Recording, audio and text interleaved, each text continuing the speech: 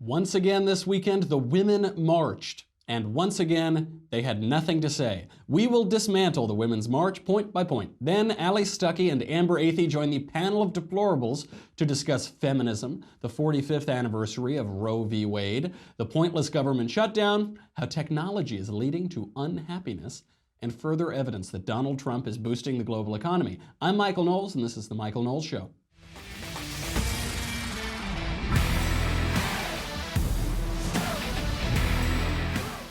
So by what I have to assume is divine providence, I spent the Women's March in pre-Cana marriage counseling with my fiancée, sweet little Elisa, actually sitting next to a guy named Jesus. I turned to my right and there's a guy just named Jesus. He pronounced it differently, but sitting right there in pre-marriage counseling. So while the Shrieking Harpies yelled about nothing downtown, I learned about how women actually are empowered, and I just wanted to share a few takeaways because it was pretty good. So one, while feminism preaches about the equality of the sexes, women's empowerment, you'll notice it only values masculine traits, assertiveness, aggression, casual sex. It leaves women generally unfulfilled and used. So you see this especially in the hookup culture.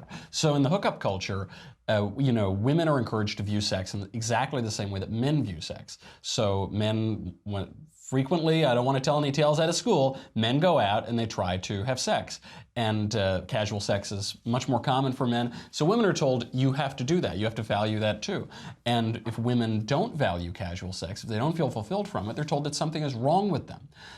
This obviously leads to men just doing whatever they please. And it's very nice for men, but it's an ironic effect of feminism. And Christian marriage, on the other hand, sacramental marriage, on the other hand, is predicated on the equality of the sexes, on the equal dignity of the sexes. In the beginning, God created man, both male and female, he created them. Eve comes from Adam's rib, and Adam says, bone of my bone, you are flesh of my flesh.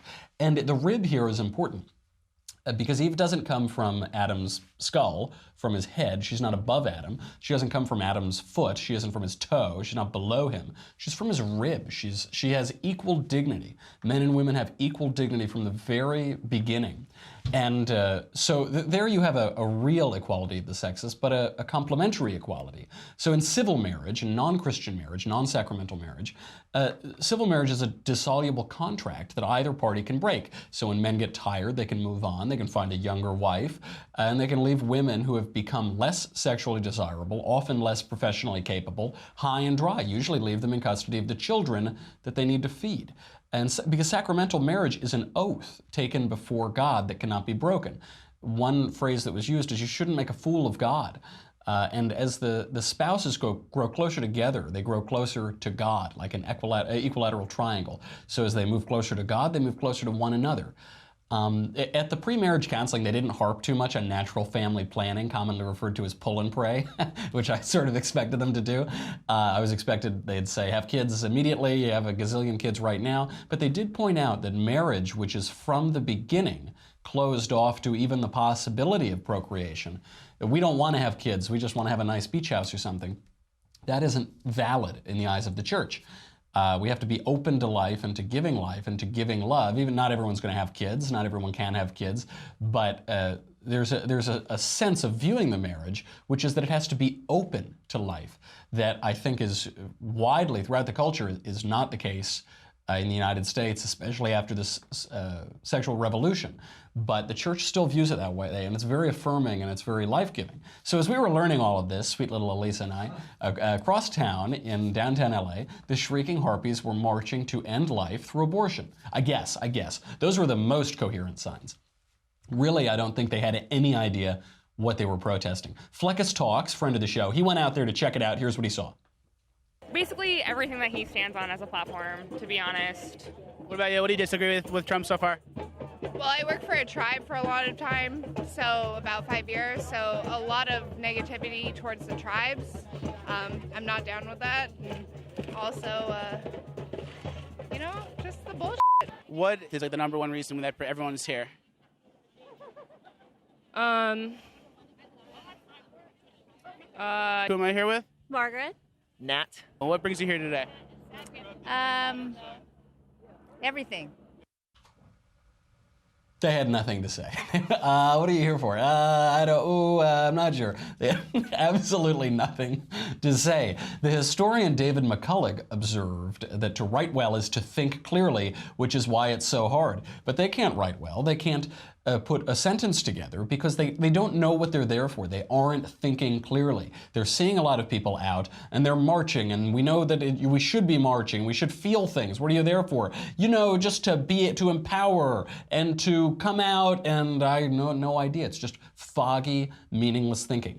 This is incredible. The New York Times listed the best quotes from the most articulate women's marchers that it could find. Here is the creme de la creme of the aimless, shrieking Harpies. The first quote they use: "One thing I hope for women in 2018, I want us to prove that we can. We are here. We know we can do it now. We are here to stay." That was a 36-year-old woman who said that, named Lisa Paz. The amazing thing with all of these quotes you'll see is you can't tell which of them were said by 6-year-olds and which of them were said by 36-year-olds. But consider every single word that was just said there. We are here. No one ever said you weren't here. No one ever, I promise you, no one ever thought you weren't here. We know that the women are here. They're more than half of the country. That we can. We know you can do a lot of things.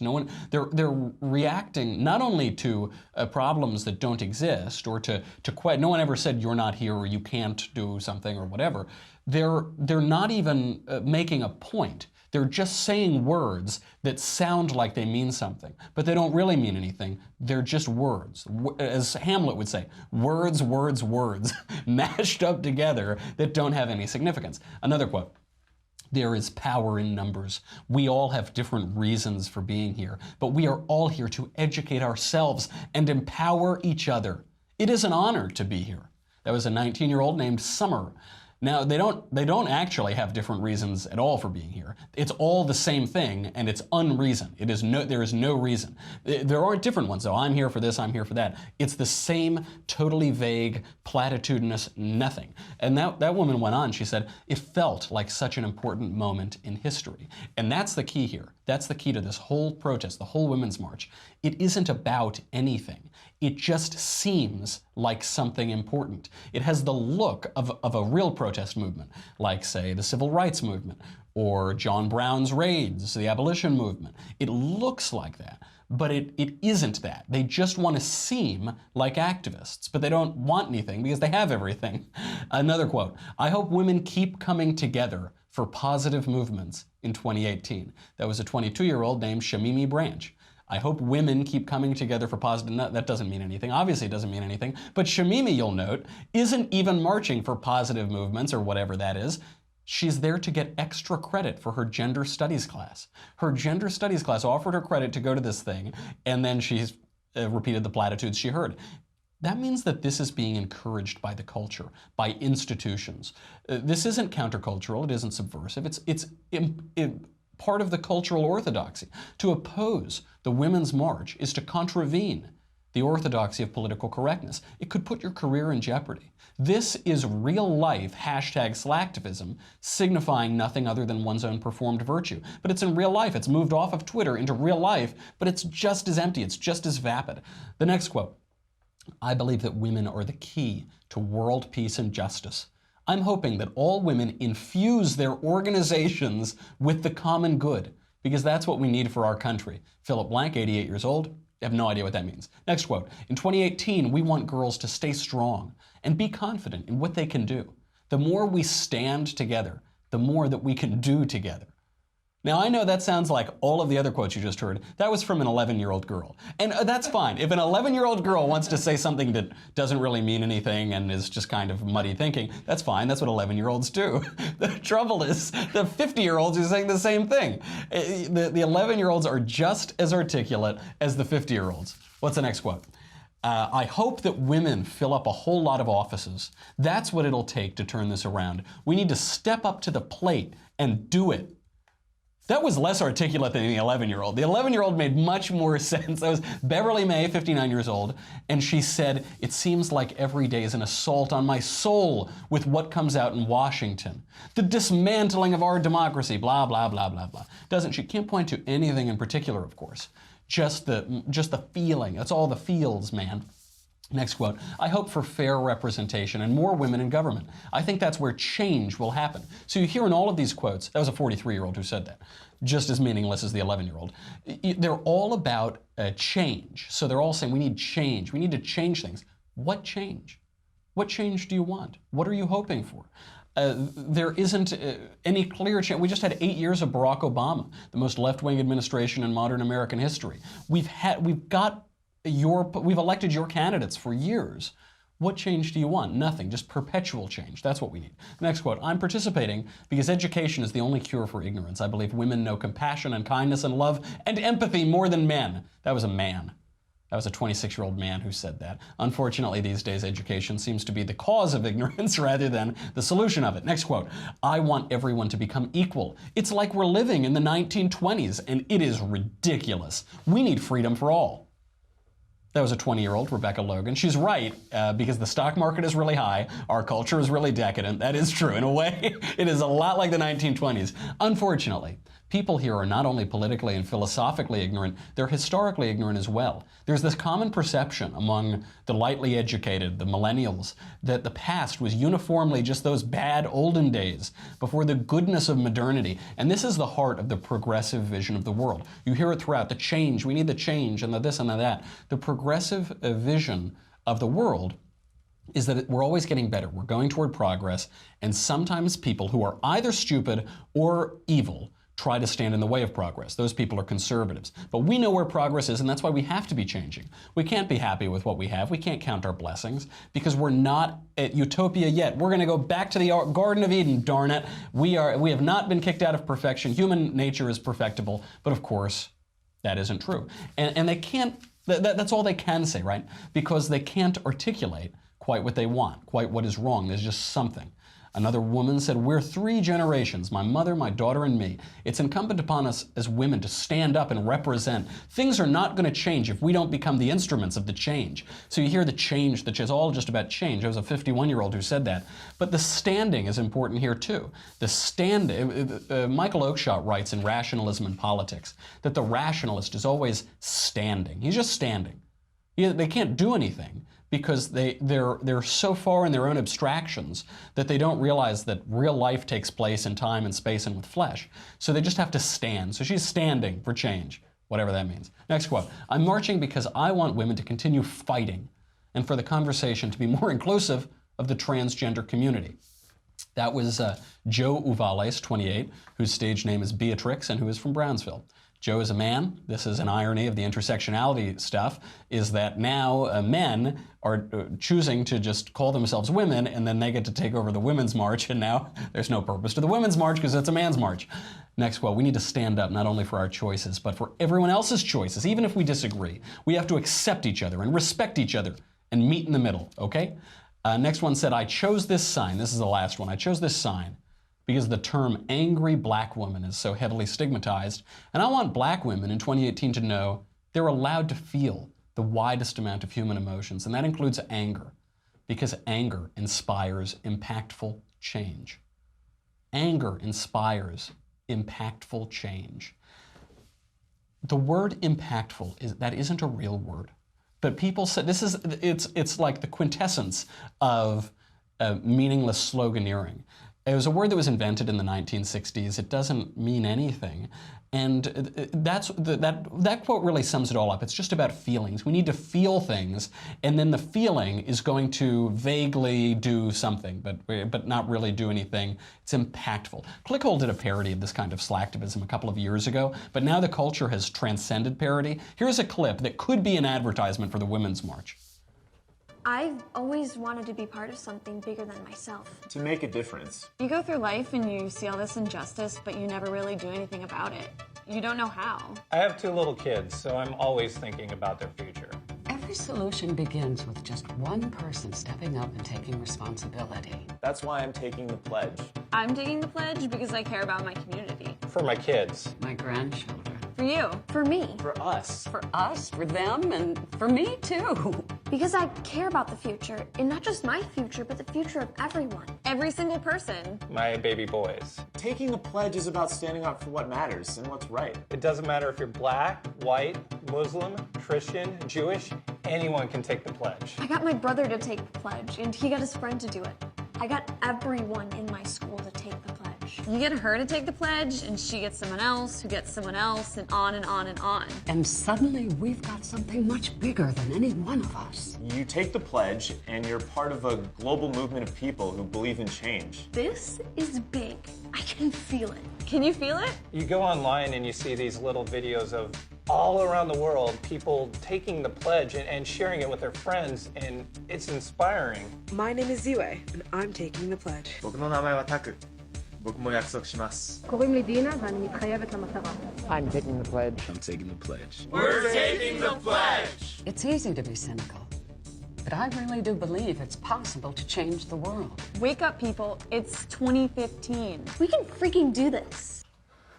That could have been the advertisement for the Women's March. Just meaningless, just nothing. It doesn't get any better, by the way, on the Women's March website. Here is the mission statement from womensmarch.com. The mission of Women's March is to harness the political power of diverse women in their communities to create transformative social change. Women's March is a women-led movement providing intersectional education on a diverse range of issues and creating entry points for new grassroots activists and organizers to engage in their local communities through trainings, outreach programs, and events. Women's March is committed to dismantling systems of oppression through nonviolent resistance and building inclusive structures guided by self-determination, dignity, and respect. What does any of that mean? They get a bit more specific later on, but this just shows you how out of touch they are. The first principle that they list is ending violence. They write, women deserve to live full and healthy lives free of all forms of violence against our bodies. Just to correct the record here, women live significantly longer than men on average. By the end of the 20th century, the U.S. male life expectancy was 73.4 years compared to 80.1 years for women. Unlike men, when women register to vote, they don't simultaneously have to register for the military draft. Men are far more likely to be the victims of violent crime than women. 76.8% of murder victims are male. Boys and men are far more likely than girls and women to be victims of assault and robbery as well. Additionally, according to the Gallup World Poll, women report being happier with their lives than their male counterparts. Womensmarch.com goes on to the euphemistically titled reproductive rights. They say, we believe in reproductive freedom. We do not accept any federal, state, or local rollback, cuts, or restrictions on our ability to access quality reproductive health care services, birth control, HIV/AIDS prevention, or medically accurate sexuality education. This means open access to safe, legal, affordable abortion and birth control for all people. So it's just about abortion. They put all that other stuff there, but it's really about abortion. And yet, according to a 2016 Marist poll, despite constant Democrat euphemisms renaming abortion as women's issues or reproductive health, nationally, the vast majority of women, 77%, support restricting abortion to at most the first trimester. Far fewer, just 71% of men, support restrictions on abortion. The women are clearer. The majority of women, 59%, say abortion is morally wrong. 52% of women believe that abortion should at most, be permitted in cases of rape, incest, or to save the life of the mother. But nevertheless, according to the Women's March, women want abortion on demand, anytime, any place. It just isn't backed up by reality. On workers' rights, womensmarch.com declares, we believe in an economy powered by transparency, accountability, security, and equity. All women should be paid equitably.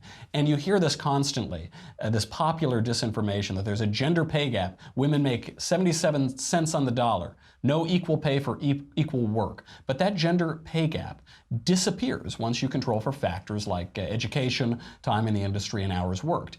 Actually, single childless women in metropolitan areas, they don't earn less than their male counterparts, they earn more than their male counterparts by 8% on average. Nationally, women also graduate from college at significantly higher rates than men. In 2015, 39% of women 25 to 29 had earned a bachelor's degree compared to just 32% of men. On civil rights, womensmarch.com explains, we believe civil rights are our birthright, including voting rights. This is odd to pick a fight on voting rights, as according to the Center for American Women and Politics, since 1980, women have voted at higher rates in every single presidential election than men. So by 2016, that gap widened to 63.3% of women voting compared to just 59.3% of men. Additionally, the number of female voters has exceeded the number of male voters in every presidential election since 1964. Despite constituting a majority of the U.S. population, 50.8% to 49.2%, women also benefit from affirmative action policies on campus and in the workplace that give them a competitive advantage over men. There's a section on disability rights. Women'sMarch.com proclaims, "We believe that all women's issues are issues faced by women with disabilities and deaf women." I guess that one's right, isn't it? I guess that's fair. Deaf women are still women. I don't know what the point of that is, but sure, that's the one thing that the Women's March got right. Deaf women are women. On immigrant rights, Women'sMarch.com insists, "Rooted in the promise of America's call for huddled masses yearning to breathe free, we believe in immigrant and refugee rights, regardless of status or country of origin. We believe migration is a human right and that no human being is illegal." So putting aside for a moment the illogic of a national policy to do away with national borders, even on the numbers, the Women's March doesn't seem to represent women. Even among illegal aliens brought to the United States as children and teenagers, even the Dreamers, the most sympathetic and relentlessly demagogued group of illegal aliens, a November survey from Morning Consult and Politico shows that fewer than 30% of Americans support amnesty. Even among Democrats, support for granting amnesty to the most sympathetic group of illegal aliens is just 44%. Finally, last segment on environmental justice, Women'sMarch.com observes, "We believe that every person in every community in our nation has the right to clean water, clean air, and access to and enjoyment of public lands." Lucky for them, federal law has protected all of those things, to say nothing of state and local management, for at least the past 5 decades. The Women's March is the most frivolous protest in the history of the world. To discuss, we bring on 2 women who are not frivolous, Allie Stuckey and Amber Athey. But first, before I can talk to these brilliant and beautiful women, I've got to talk about Skillshare. I've got to keep the lights on in here, folks.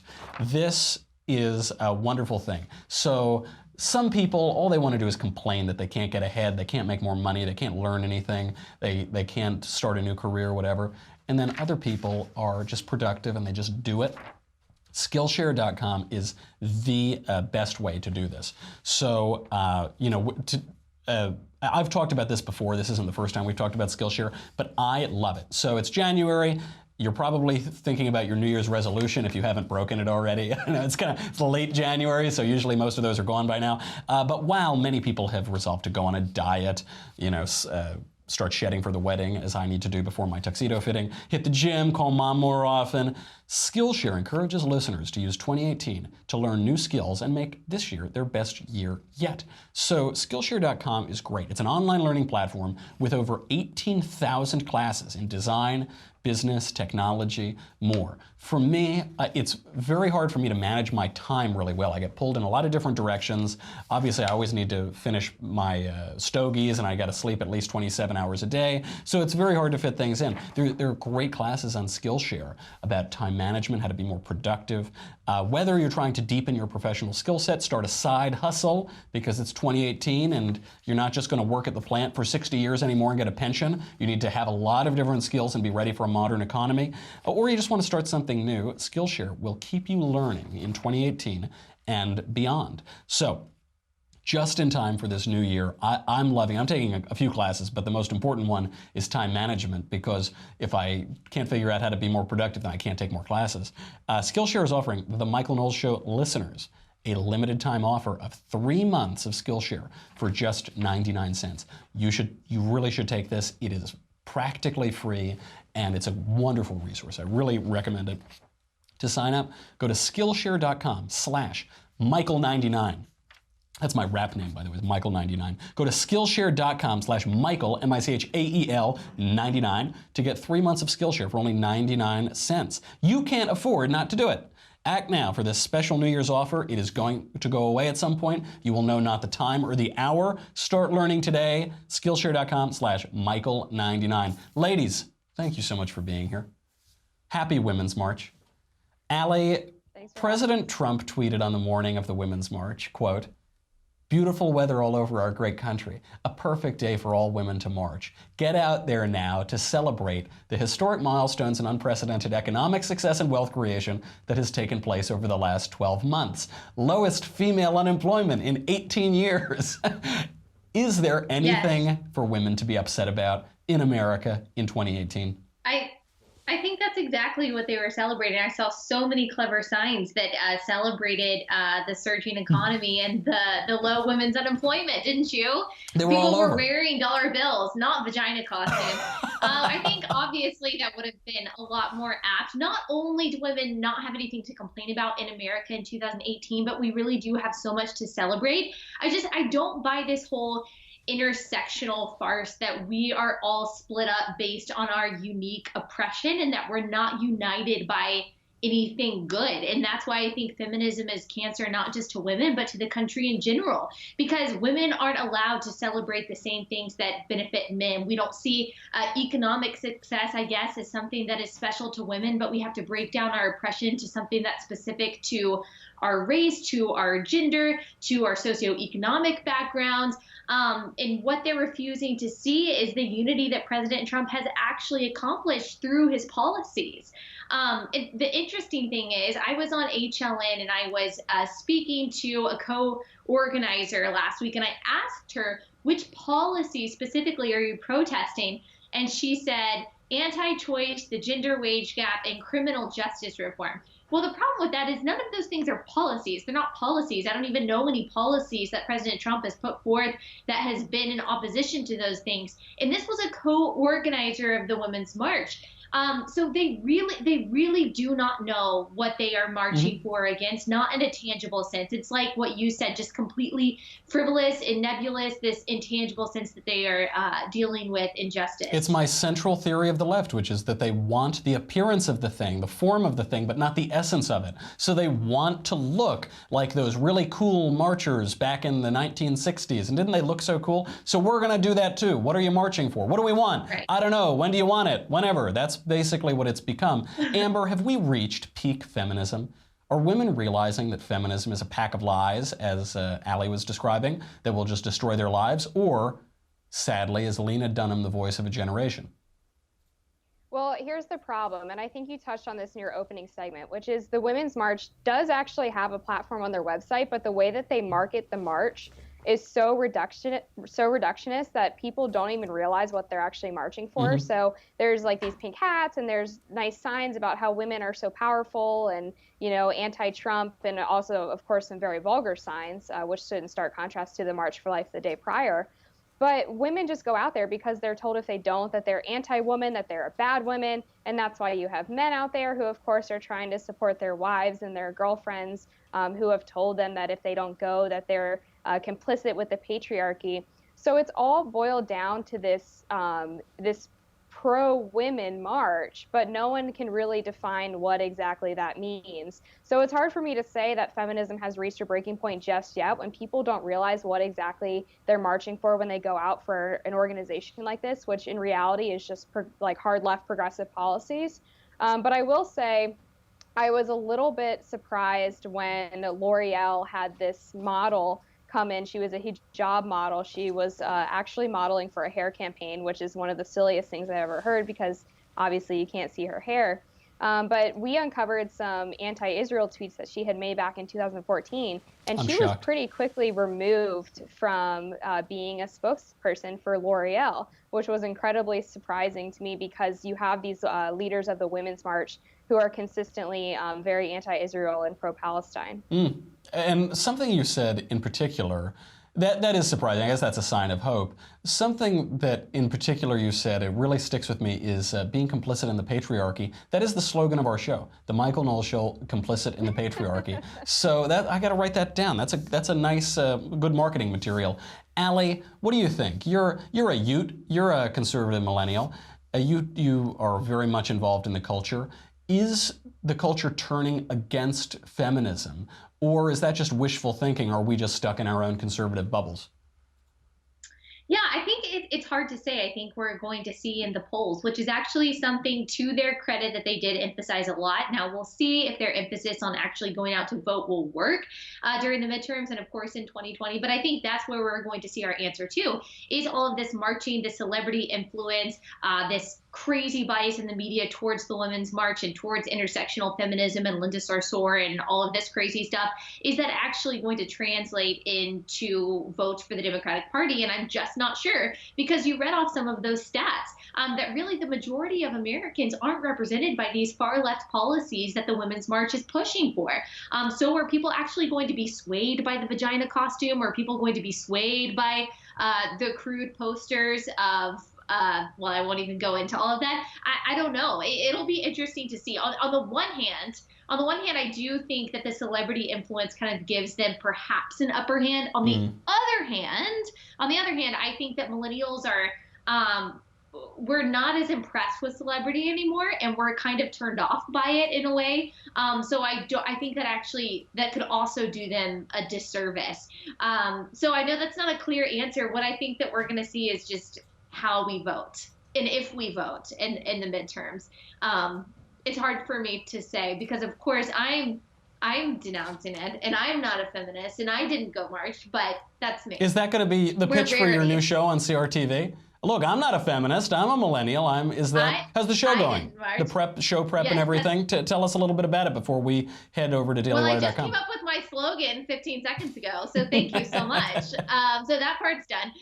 Yes, it will be launching on the 29th, which is next week. I'll be going to DC to meet all of my CRTV peeps on the 30th for the State of the Union. We'll be doing a live show all together on that night, but all of my videos and stuff will come out next week as well. So thanks for asking. Yeah, I look forward to it. I had actually deleted CRTV from my browser. My computer wouldn't even go to it when it was just Crowder.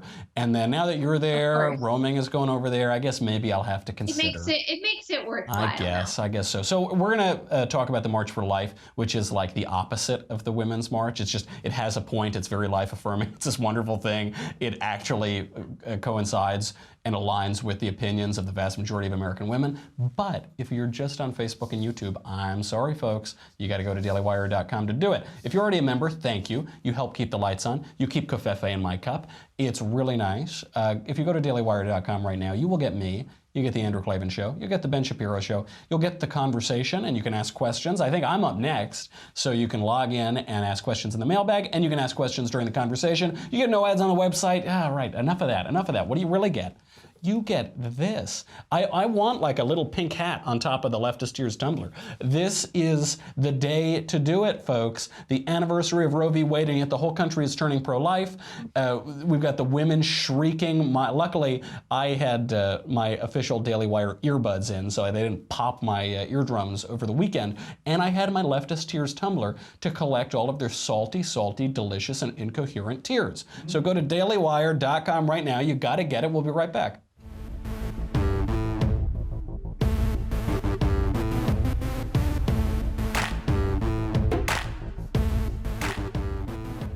The March for Life took place last Friday. Today is the anniversary of Roe v. Wade, which invented some constitutional right to abortion that I don't ever really remember Alexander Hamilton or James Madison writing about, but they found it there somewhere. Allie, will we see an end to legal abortion in our lifetimes?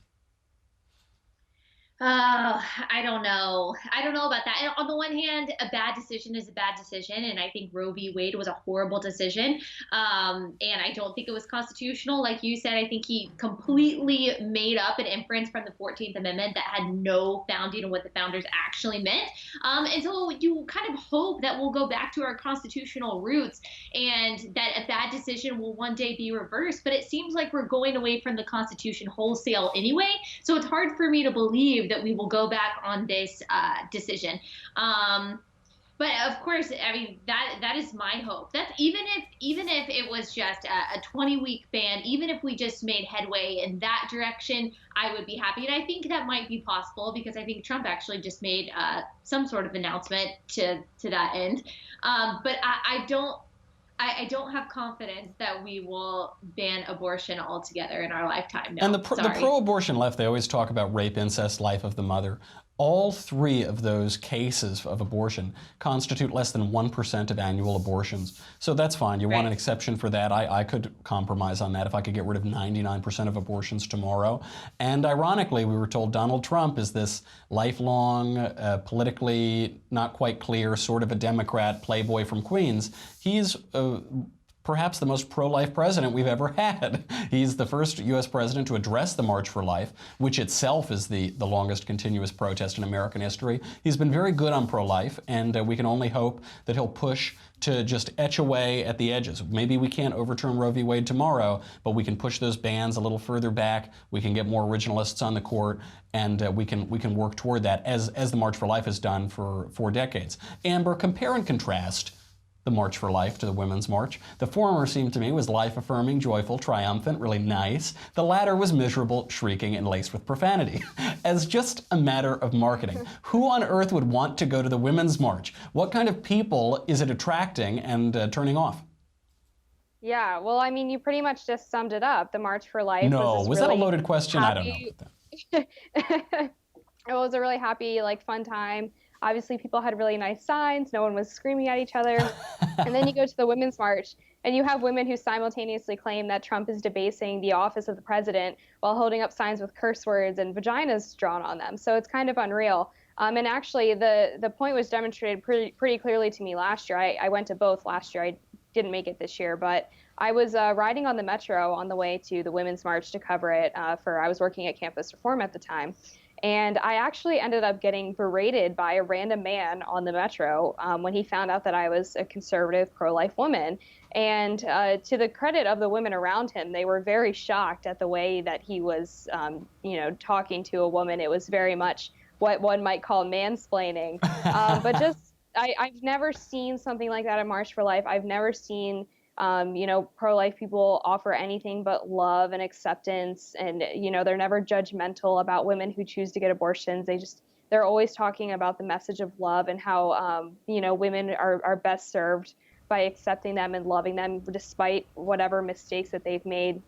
And the Women's March is just it's about there are certain women that are wrong, that have internalized misogyny, that need to be re-educated. And you saw this with Cecile Richards calling out specifically white women who were at the march and how they need to do more work before they're truly feminist. And just for the viewers who aren't familiar with Cecile Richards, she is the maniacal ghoul who kills 300,000 babies a year as the head of Planned Parenthood. So if you answer who... It makes hundreds of thousands of dollars doing it. Makes hundreds of thousands of dollars, profits off of the sale of their parts and their organs and their limbs. That woman, that's Cecile Richards. Mm-hmm. Right. And I think in the Women's March, in their quest for intersectionality, they end up actually becoming much more divisive than they originally intended, because someone's plight is always worse than someone else's plight. So, yeah, you're a black woman, so you must have it harder than a white woman. But, here's a transgender black woman who's missing her left hand, and all of a sudden you've lost the oppression. The snake starts eating its own tail. And this is, too, an aspect. In the March for Life, these people are protesting the slaughter of innocent babies.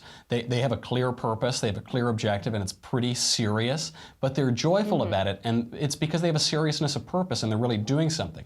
The Women's March are griping about absolutely nothing. They cannot describe what they're protesting, but they're shrieking vulgarities because that's the only thing bouncing around their empty heads. And very often we see this in political debate. People who don't know what they're talking about or know what they're doing, they get crazed and hysterical, and the people who do have a purpose and a seriousness of purpose are a bit joyful because they're pointed toward the good. They're doing something that has a purpose, and they're going to achieve it and not let their own craziness get in the way of that. Speaking of totally purposeless things, the government reopened again.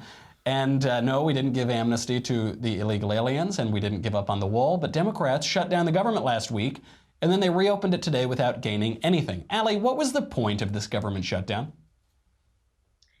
The point of the government shutdown was for Schumer to flex the muscles and for them to be able to use the rhetoric that Bernie Sanders has already made over the weekend, that I knew was going to happen. They're going to continue it through the midterms. Is they are going to say, look, the government shut down. I told you that Republicans were completely unable to govern. They haven't been able to govern anything since Trump took office. They made you all these promises. They haven't been able to do it, and they shut down the government because they don't care about illegal immigrants, which we know is is totally not true at all. Trump can't vote in the Senate. Right. We know that's a lie, but they are going to continue that line of rhetoric until the midterms to say that Republicans cannot govern. I think that was the entire purpose of it. I've always thought that Democrats wanted to shut down the government so they can use that messaging going into the midterms. I think that's what they'll do. Yeah, I think you're right. There's so much more to talk about. There's just one last bit. We're going to have to skip ahead a little because we're running late today. The International Monetary Fund announced today that it expects global economic growth to exceed predictions, largely because of Republican tax reform. Amber, the better things seem to be going, the more hysterical the left seems to get. Why is that? Why are they reacting in exactly the opposite way that you would suspect? Well, it's really sad. I think just in general, liberals and Democrats to some extent are so anti-Trump that they've put the failure of President Trump over the success of the country. They would rather see President Trump's presidency implode. They'd rather see the government shut down. They'd rather see Robert Mueller's investigation prove Russian collusion and impeach Trump than they would for, everyday Americans to get a $1,000 tax cut. It's just pathetic, and they've gotten to this hysteria, to this point that they're playing such heavy partisan politics that they can't be happy for any successes in this country as long as Trump is at the helm. And even more than that, obviously they're dedicated to their political goals and their agenda, but they're so devoted to their narrative that when reality contradicts their narrative, as it has, they deny reality. They deny their lion eyes because the narrative is more important. So they predict that the economy will tank if Donald Trump is elected. They predict he'll become an authoritarian. They predict that this, that, and the other thing. He'll clamp down on rights for everybody. None of that has happened. The opposite has happened. They say he'll be a terribly obscure president. They won't let the press do anything. It's the most transparent administration in modern presidential history. And yet, they have to believe the narrative. You see this on the left, obviously, and even among anti-Trump Republicans. They're so committed to that narrative, but it's very important. The one thing we know about politics is you're never going to get it right. And especially the thing we know about Donald Trump is the guy is a complete wild card. And if you make a prediction about him, you're probably going to be proven wrong. So that the narrative aspect of all of it, the ideological aspect of all of it, is really not helpful to the ideologues. It puts blinders on them, and I think they're missing the reality that's right in front of us. But that's why they got to stay tuned and enjoy the covfefe. If you just enjoy the covfefe, you're going to see the world a lot more clearly. Ladies, thank you for being here. That's all the time we have. Thank you. Allie Stuckey, her new show is starting up soon. I'm sure we'll talk to her again before that all starts. And Amber Athey, great to have them both. That's our whole show today. I'm Michael Knowles. This is The Michael Knowles Show. Come back tomorrow. We'll do it all again.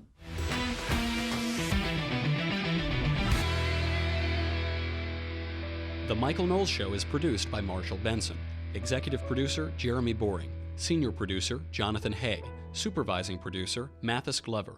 Our technical producer is Austin Stevens. Edited by Alex Zingaro. Audio is mixed by Mike Coromina. Hair and makeup is by Jesua Olvera. The Michael Knowles Show is a Daily Wire Forward Publishing production. Copyright Forward Publishing 2017.